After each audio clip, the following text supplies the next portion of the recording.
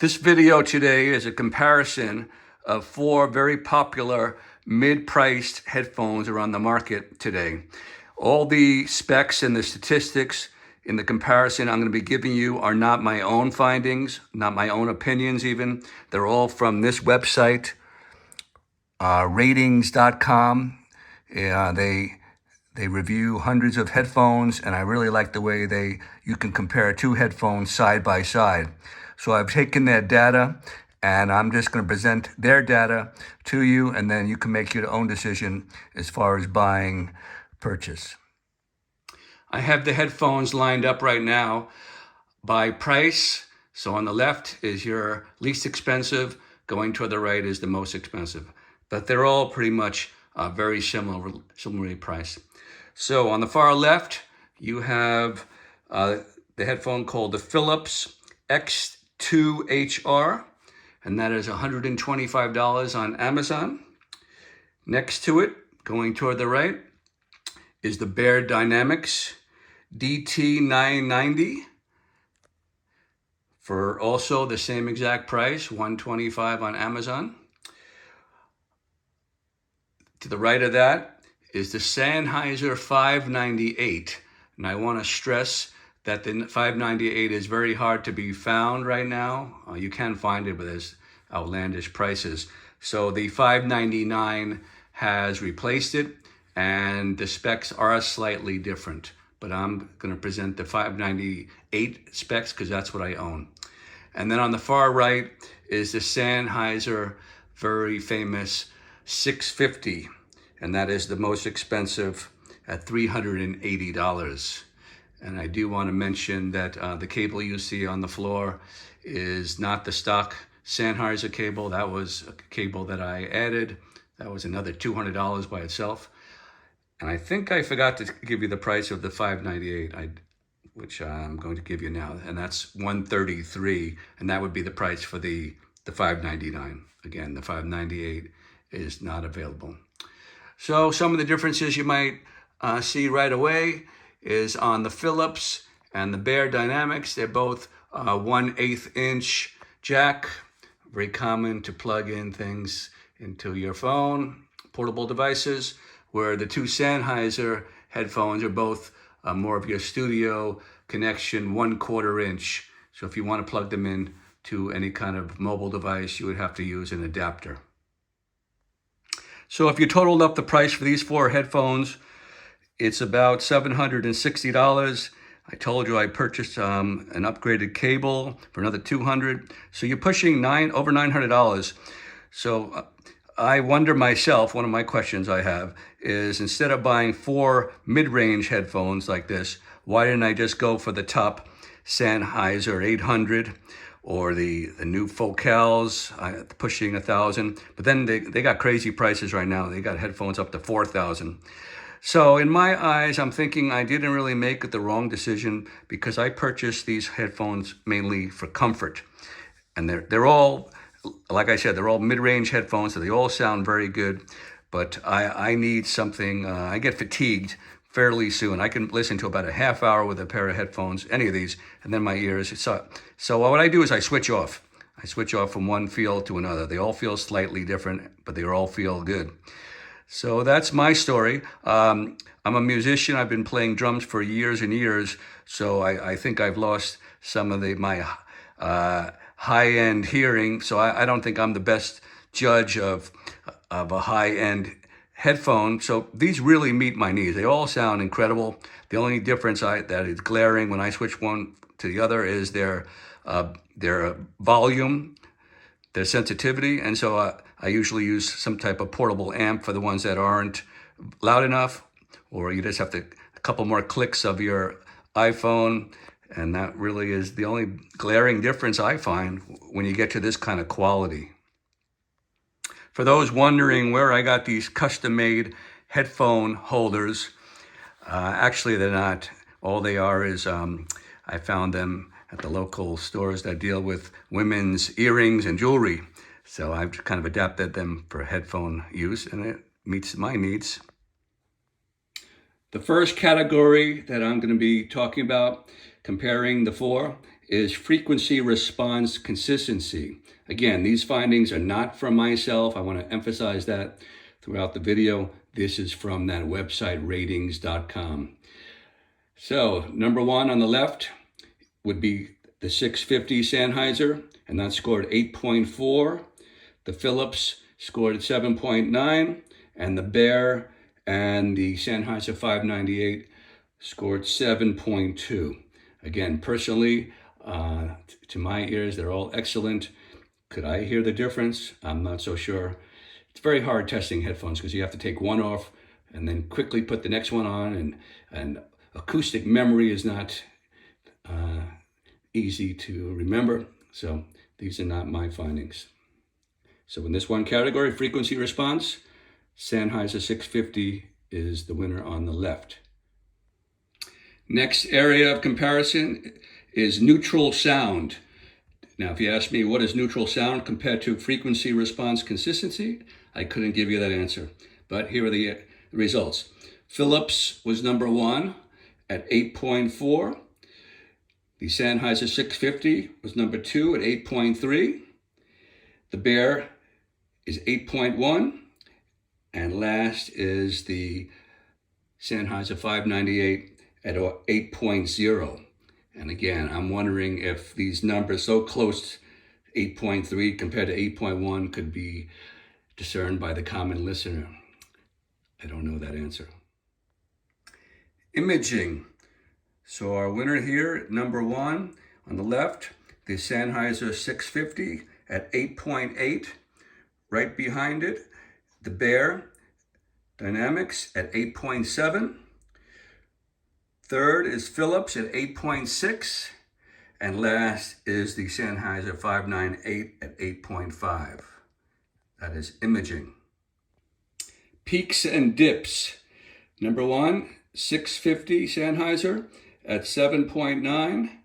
Right behind it. Now I have these two headphones sitting next to each other. That means they scored the same. They both, the Philips and the 598, both scored 7.8. And the lowest score was the Beyer at 7.7. And that is peaks and dips. Passive soundstage. So number one is the Philips at 7.8. Number two is the Sennheiser 598 at 7.6. Sennheiser 650 at 7.2.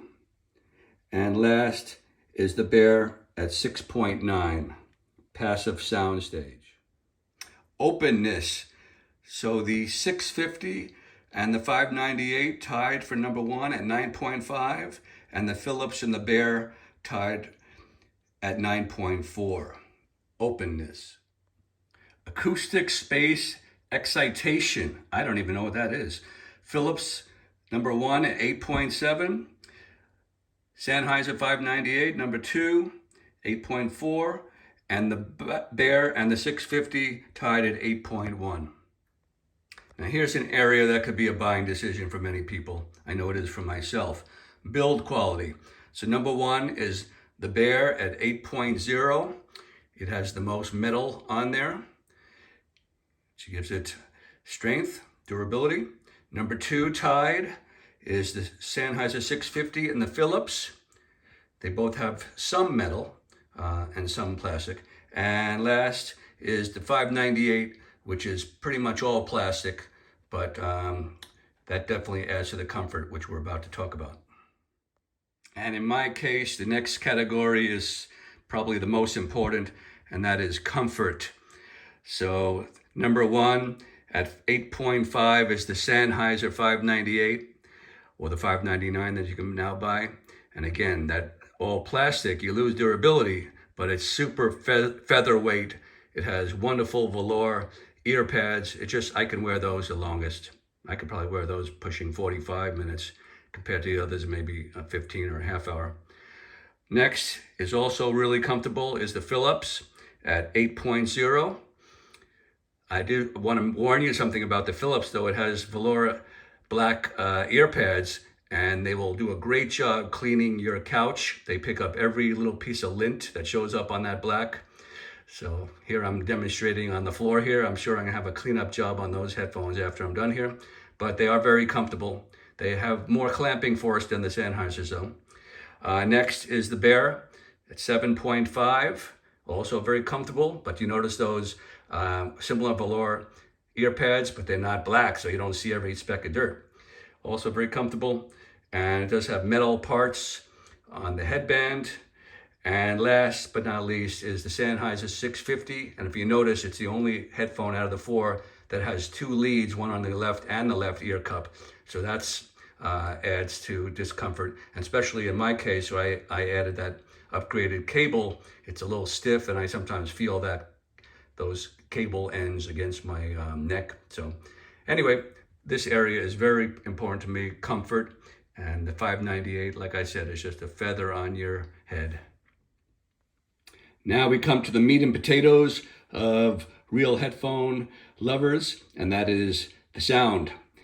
So starting with treble accuracy, number one is the 598 at 8.9. Number two is Philips at 8.3. The 650 Sennheiser, 8.0. And in last place, the Beyer at 7.9. And that's treble accuracy, treble sparkle, something I really looking for in a headphone. Next area, mid-range accuracy. Number one is the Sennheiser 650 at 9.4. Next is the Philips at 9.3, Beyer at 9.1, and last is the 598. And I just want to say that mid-range to me is when I'm listening to classical music. I'm looking for those smooth violins. I don't need the extreme highs or lows, and that's where I usually take out these 650s. I forgot to mention all these headphones are open headphones compared to closed headphones. And if you're not sure what that is, that's a whole nother video. Bass accuracy. Number one, Philips, 8.3. The Beyer at 8.0. Sennheiser is known for being a little shy on the bass. The 650 at 7.7, and the 598 last at 7.0. I do want to point out that the newer 599 is slightly better than the 598 in the bass department. That's the one area that they've improved the 599 in. I just looked it up. The 599 would be equal in bass to the 650 at 7.7. It would not equal the Beyer or the Philips at number one. The next area isn't from that website, ratings.com. This is my own findings. They don't really even address sensitivity and how these headphones are able to be run off a portable device or an amp needed. So to me, this is very important. So the easiest headphone to run is the Philips on the far left, and I just run it with a little Apple dongle, and the Apple dongle, I believe there's a little amp in there, and that's all you really need, and it runs it really nicely. You don't have to max out on the volume of just using it right into a cell phone. So I really love that feature about the Philips. The 598 is not hard to run. It does need a little extra help though. You definitely wouldn't want to plug it directly into a cell phone with an adapter. You're not going to get the fidelity that it's capable of. So I'm running it off of the Audio Quest Cobalt, which is kind of pricey. I paid $300 for that little thing, and then you need the adapter, the Apple adapter, but it's still a very light solution, and it's all the 598 really needs. You don't really need to go with a dedicated big headphone amp. Now, the last two are a different story. The 650 that has been around for years is known to really bloom with an headphone amp, and people, much more knowledgeable than myself, will spend $1,000 on a headphone amp to make tube amps or whatever to make the 650 reach its greatest potential. But I don't do that. It does need some amplification though, so I'm using what you see right in front of you, and that's called the JDS Labs, the O2 amp. It's been out for many years. It has been changed now. They have a different amp, very similar size, but they went to all plastic. It's $99. It's a little more powerful than the O2 amp, but I don't like the idea that it went to plastic. This thing is really solid steel and built like a tank, but that's what everything is these days, cheaply built. Okay, now this is the problem headphone. The Beyerdynamic is 250 ohms. It's mainly used for studio use. Now my rationale, they also come with an 80 ohm headphone, which is a little more expensive, but it's much easier to run. But my rationale was I wanted the best headphone that Beyer makes in this particular model. So I wanted this, and it was kind of a mistake. Really, you plug this into a phone, you don't hear anything basically, even on max volume. On this little amp I have, which is considered a fairly powerful amp, you have to run it, the phone volume up to maximum and the headphone amp almost to maximum to really get the same volume you would get from the others. So I'm thinking I need even a better amp than this. Now you plug this directly into a receiver or a CD player with a good amplifier in there, then you hear the full potential. So like I said, this is really made for studio with the 1/4 inch connector. Myself, I'm using this headphone less and less because of that problem. So these three are really my tops. Okay, I think we're ready to have a summary. Okay, let's sum it up. I did do some tallying of all those statistics, so you don't have to. So I'm looking at the number one category, and the Philips, surprisingly enough, there's your winner right there. It got 7 tally marks for number one category in each area we looked at, 7. So going back to the tally marks, number 2 spot is the Sennheiser 650. Got 4 tally marks for number 1 place, which is kind of surprising because the Sennheiser is such a famous headphone. I don't know how many years it's been out. It's been out, who knows, maybe 20 years or so, and they're still producing. It's just a well-loved headphone, a classic, as they say. The 3rd spot is the Sennheiser 598 or the 599 now, and that got 3 number 1 spots. And in last place, the Beyer at only 2 tally marks. And I kind of agree with that. That Beyer, I feel like selling it and getting the 80 ohms or maybe just, it's a very comfortable headphone though. Just definitely feels different than the others. So like I said, when I need to switch off, but that business about it's hard to drive, that really is a big downer in my case. Okay, so that wraps it up. As I mentioned, I have never heard a $1,000 headphone. It's kind of something on the horizon. I can't even imagine a $4,000, the new headphones that they come out now with. Kind of crazy. But really, for my needs, the mid-range headphones, these headphones are only $125. They're really incredible sounding. And of course, don't even get me started with how they sound compared to Bluetooth. This is really a big step up compared to your earbuds. But earbuds have their place too. So that's it. I really enjoy mid-range headphones. These meet all my needs as far as comfort, sound, but one day, maybe the $1,000 category would be something I'd like to get into. Okay, hope you enjoyed. This is Bill.